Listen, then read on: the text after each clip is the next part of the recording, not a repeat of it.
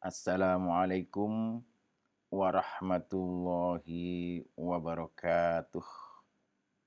Sahabat-sahabat obral yang selalu ceria, bahagia, penuh dengan rahmat, berkah, dan karunia Allah Subhanahu wa Ta'ala. Dalam obrolan kita terkait dengan sistem ekonomi Islam yang lalu, tentunya sahabat masih ingat ada perbedaan antara sistem ekonomi Islam dengan sistem-sistem ekonomi yang lain, seperti kapitalisme, individualisme, materialisme, atau sosialisme, apalagi komunisme. Perbedaan tersebut disebabkan karena tiga hal. Pertama, sebagaimana yang sudah kita jelaskan, sudah kita obrolkan kemarin, karena sistem ekonomi Islam dibangun atas konsep bahwa harta benda, harta kekayaan yang dimiliki oleh seseorang, harta kekayaan yang kita miliki hari ini adalah malillah, harta Allah Subhanahu wa Ta'ala yang dititipkan, yang diamanahkan pada kita untuk dapat kita kelola dengan sebaik-baiknya. Karenanya maka kita tidak memiliki hak mutlak. Kita juga tidak memiliki kewenangan mutlak untuk memanfaatkan harta kekayaan yang sekarang ada dalam genggaman kita dengan semau gue. Nggak bisa. Ada rambu-rambu, ada aturan-aturan tertentu yang kemudian telah digariskan oleh Allah Subhanahu wa Ta'ala yang harus kita jadikan sebagai rule of game, rule of law dalam pengelolaan kita, dalam pemanfaatan kita atas harta kekayaan yang sekarang ada dalam genggaman tangan kita. Kita boleh memanfaatkan harta kita untuk kita makan, untuk kita minum. Kulu washrabu mir rizqillahi. Makan, minumlah kamu mir rizqillah, dari rizki, dari harta kekayaan yang telah diamanahkan oleh Allah kepadamu. Tapi halalan thayyibah, yang halal-halal saja, yang baik-baik saja. Jangan yang kadaluarsa. Jangan yang malah bikin kolesterolnya tambah tinggi. Jangan yang bikin tensi darahnya menjadi semakin melonjak. Boleh kita manfaatkan untuk kebutuhan konsumtif kita, kebutuhan keseharian kita. Tapi wala tusrifu, jangan berlebih-lebihan. Wala tubadzir tabdziro, jangan gunakan dengan secara boros. Ingat, bukan milik kita secara mutlak. Nah, kalau toh ternyata setelah kita gunakan untuk memenuhi kebutuhan kehidupan keseharian kita, kebutuhan kehidupan keluarga kita, masih ada lebihnya. Liungfik zu sa'atim min sa'atih.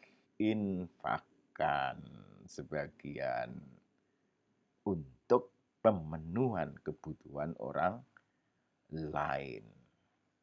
Ada aturan-aturan yang kemudian harus kita patuhi sebagai konsekuensi. Yang pertama tadi, bahwa harta hanya titipan. Dan yang kedua kemarin, karena memang secara moral, karena adanya ketidaksetaraan kemampuan, kesempatan antara satu dengan orang lain secara sama dalam mengakses rezeki yang telah dihamparkan, diberikan oleh Allah kepada kita semua, maka pasti terjadi ketidakseimbangan antara rezeki yang bisa diperoleh oleh orang yang satu dengan rezeki yang bisa diperoleh oleh orang yang lain. Itu sebabnya liungfik dzu sa'atim min sa'atih. Yang kedua, karena di dalam sistem ekonomi Islam, manusia bukan saja sebagai makhluk sosial, tetapi lebih dari itu, manusia dipandang sebagai khalifatullah fil ard. Apa implikasi dari perbedaan sudut pandang ini? Yuk, kita obrolkan bersama. Temani saya sampai selesai. Insya Allah ada berkah, ada imajinasi, ada inspirasi yang akan menggugah kesadaran kita untuk menjadi sejahtera dalam kehidupan sosial kita di dunia ini secara bersama-sama.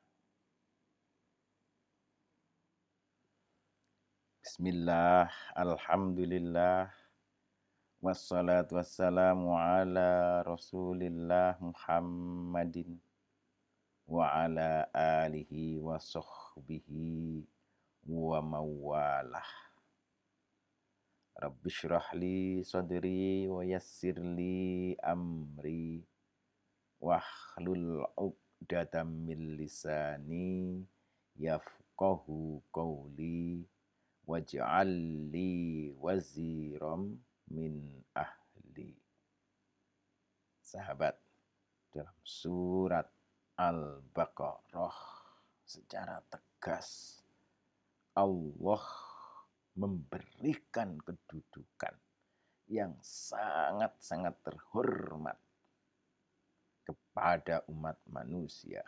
Inni ja'ilun fil ardi khalifah. Saya jadikan manusia di muka bumi ini sebagai khalifah. Tangan kanan Allah di atas bumi ini. Dan oleh karenanya wasakhkhara lakumus syamsa wal qamar. Matahari, bulan, semua ditundukkan oleh Allah dalam genggaman kekuasaan pengelolaan kita. Tapi ya harus tahu caranya. Kalau nggak tahu caranya, bukan mastering the nature, bukan menguasai alam, tetapi malah mastered by the nature. Kita nanti yang akan dikuasai alam. Sebagai seorang khalifah, khalifatullah fil ard, semua umat manusia, kita termasuk di dalamnya, memiliki kewajiban. Huwa ansha'akum minal ardi wasta'marakum fiha. Kita diciptakan oleh Allah dari bumi dan memiliki kewajiban untuk mengupayakan, mengelola, mewujudkan adanya kemakmuran di muka bumi ini. Tanggung jawab yang luar biasa. Tanggung jawab yang hanya dimiliki karena kedudukan kita sebagai khalifah. Kalau kita semata-mata hanya sebagai makhluk sosial, makhluk yang harus berkerumun, makhluk yang saling bahu-membahu, membutuhkan antara satu dengan yang lain untuk bisa tetap survive, tentu saja tidak ada kewajiban-kewajiban yang mengikat atas orang yang satu terhadap orang yang lain. Ini tentunya sangat berbeda ketika kita semua adalah seorang khalifah, seorang pemimpin. Sebagai seorang pemimpin, tentu saja memiliki tanggung jawab, memiliki kewajiban-kewajiban yang melekat pada diri orang tersebut untuk melaksanakan tugas-tugas yang telah diamanahkan oleh Allah Subhanahu wa Ta'ala. Itu sebabnya kalau ternyata di dalam banyak ayat-ayat Al-Quran ada kewajiban-kewajiban taklif yang harus kita lakukan, maka kewajiban-kewajiban tersebut bukan semata-mata bersifat moral, sesuatu yang layaknya kita lakukan, tidak. Tetapi kewajiban-kewajiban tersebut adalah sesuatu yang bersifat formil. Sesuatu yang memang harus kita lakukan. Jika tidak, maka ada sanksi yang kemudian dikenakan oleh Allah Subhanahu wa Ta'ala. Allah Subhanahu wa Ta'ala kepada kita semuanya. Kenapa sih kok kayak begitu?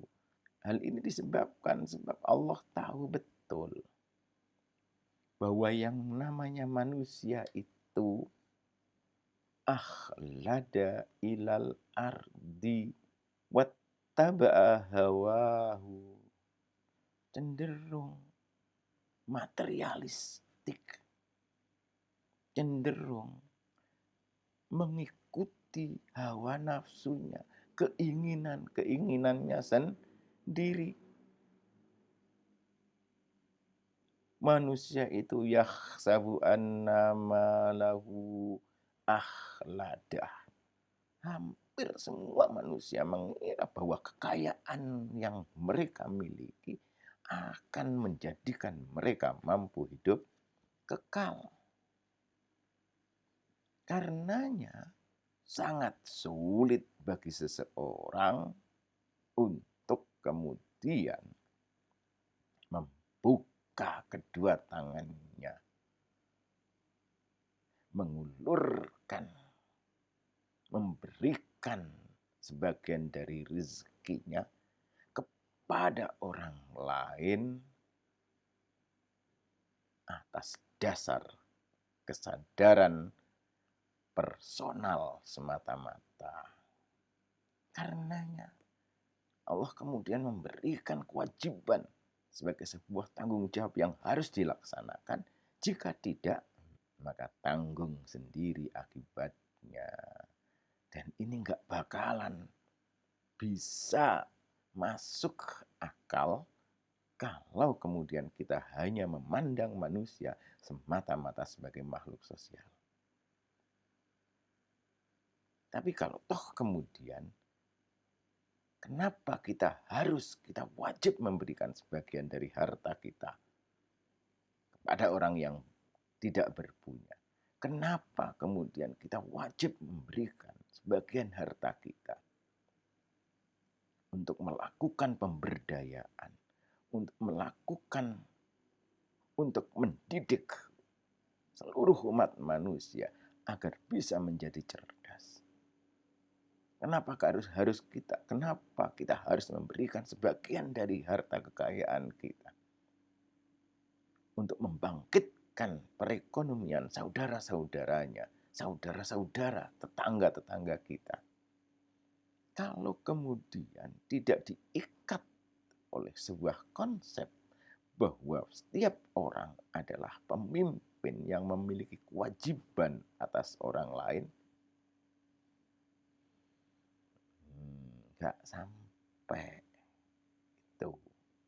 Karena sebagai seorang pemimpin, maka dia punya tanggung jawab melekat. Dan oleh karenanya, kalau kemudian Allah di dalam ayat-ayatnya memberikan kewajiban itu kepada kita, sangat-sangat wajar. Kewajaran itu terletak pada yang pertama, bahwa harta mereka bukan milik mutlak mereka, dan pada diri mereka ada tanggung jawab, ada tugas yang harus dilaksanakan. Wes, nggak bisa ngelak. Itu sebabnya setiap kita yang memiliki harta kekayaan berlebih dari nisab, berlebih dari kebutuhan keseharian kita dan keluarga kita, maka wajib setiap tahunnya mengeluarkan zakat fitrah. Satu. Kalau toh kemudian ternyata harta kita juga masih berlebih dan sampai batas nisab tertentu, kita setiap tahunnya juga wajib mengeluarkan zakat mal. Kenapa? Karena itu adalah batas minimum kewajiban yang harus dilakukan oleh seorang pemimpin. Minimal minimal urun modal, kasih modal. Syukur-syukur kemudian nanti mampu mengelola modal tersebut untuk apa? Yang pertama, innamas shadaqatu lil fuqara'i wal masakin. Memenuhi kebutuhan hidup saudara-saudara kita, teman-teman kita, tetangga-tetangga kita, agar tetap bisa survive. Yang pertama, innamas shadaqatu lil fuqara'i wal masakin wal 'amilina 'alaiha wal mu'allafati qulubuhum wa fir riqab wal gharimina wa fi sabilillahi wa ibnis sabil faridatan minallah wallahu alimun hakim. Kalau kita mengacu pada ayat ke-60 surat At-Taubah ini, maka apa yang telah kita berikan atas sebagian harta yang kita miliki pada dasarnya digunakan untuk menjamin terpenuhinya tugas-tugas kita sebagai khalifatullah fil ard. Apa itu? Yang pertama, menjamin setiap orang tetap bisa survive, bisa hidup. Tidak boleh ada satupun tetangga kita, orang-orang di sekitar kita, kemudian mati gara-gara tidak pernah ada uluran tangan dari kita karena kehabisan makanan, karena ketidakpunyaan, karena ketidakmampuan mereka untuk memenuhi kebutuhan dasar bagi hajat hidup mereka di dunia ini. Yang kedua, menjamin bahwa setiap orang mampu memenuhi kehidupan mereka dengan layak. Wal masakin. Kalau prioritas kedua ini sudah mampu terwujud, maka meningkat pada prioritas berikutnya, wal amilina 'alaiha. Kita harus menjamin bahwa ada lembaga, ada orang-orang yang secara spesifik melakukan penjaminan sosial yang memastikan bahwa tidak akan pernah ada orang-orang di sekitar kita mati gara-gara tidak bisa makan. Orang di sekitar kita menjadi kurang gizi gara-gara tidak tercukupi kebutuhan hidup mereka. Kalau toh kemudian prioritas ketiga ini juga telah mampu kita wujudkan, kita masih punya tanggung jawab yang lebih meningkat lagi. Apa? Wal mu'allafati qulubuhum. Meningkatkan komitmen takwa, meningkatkan komitmen keimanan, meningkatkan kualitas keberagamaan kita dan orang-orang yang ada di sekeliling kita. Prioritas keempat. Kalau prioritas keempat ini juga telah mampu kita wujudkan, naik lagi pada prioritas yang kelima. Wa firriqab. Pastikan bahwa semua masyarakat mampu memiliki pendidikan yang cukup, mampu meningkatkan kecerdasan mereka, mampu meningkatkan potensi intelektual yang mereka miliki, sehingga mereka mampu menjadi orang-orang yang bermartabat. Harkat martabat kemanusiaannya tidak akan pernah dilecehkan oleh orang lain. Kalau kelima, tanggung jawab kita, tanggung jawab manusia tersebut ternyata juga sudah mampu diwujudkan. Alhamdulillah. Kita tingkatkan lagi tanggung jawab kita tanggung jawab keenam kita, wal ghorimin, membangkitkan ekonomi, meningkatkan, membangkitkan ekonomi kerakyatan, membangkitkan ekonomi komunal, sehingga kesejahteraan masyarakat juga menjadi semakin meningkat.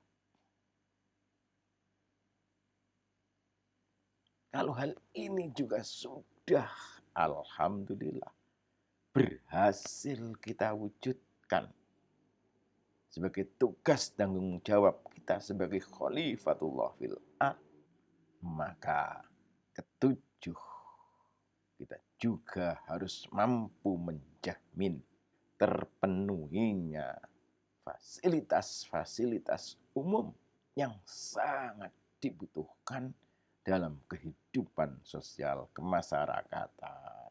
Masjid dibangun, pusat-pusat kesehatan dibangun, jembatan-jembatan yang mampu menghubungkan antara yang satu dengan daerah yang lain dibangun, jalan-jalan dibangun, akses-akses publik juga menjadi semakin meningkat.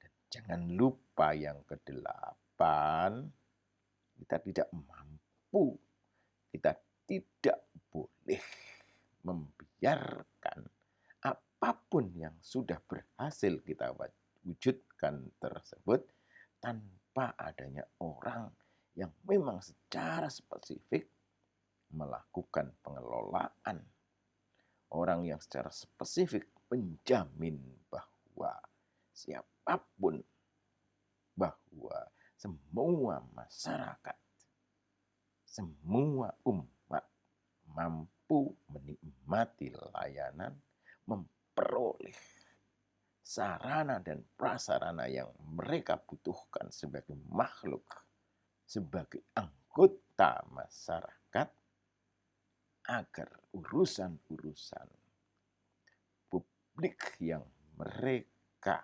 butuhkan mampu terlayani dengan baik. Fisabilillah, sarana, prasarana, fasilitas umum yang dibutuhkan Ibnu Sabil, orang-orang yang terlibat penuh, yang bertanggung jawab penuh untuk mengelola kepentingan-kepentingan, kebutuhan-kebutuhan publik tersebut juga harus kita jamin akan keberadaannya dan mereka mampu melaksanakan tugas-tugasnya dengan baik dan penuh dengan tanggung jawab. Dokternya, tenaga pendidiknya, polisinya, tentaranya.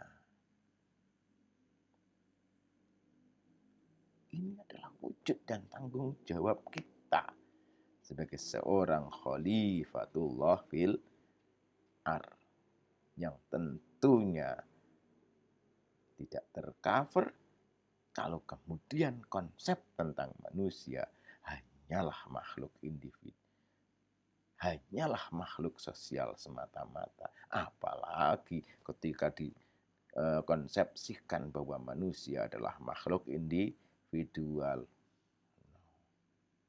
Nggak bisa. Nah, berangkat dari konsep inilah tentunya sistem ekonomi Islam berangkat dari konsep tentang kepemilikan harta, berangkat dari konsep tentang kepemilikan harta yang berbeda dan juga cara pandang terhadap fungsi, keberadaan, eksistensi manusia di dunia ini yang berbeda, menyebabkan orientasi dari sistem ekonomi Islam juga berbeda dengan orientasi dari sistem-sistem ekonomi yang lain. Apa itu? Insya Allah kita akan obrolkan lagi dalam kesempatan selanjutnya. Cukup sekian. Wallahu a'lam bishawab. Wassalamualaikum warahmatullahi wabarakatuh.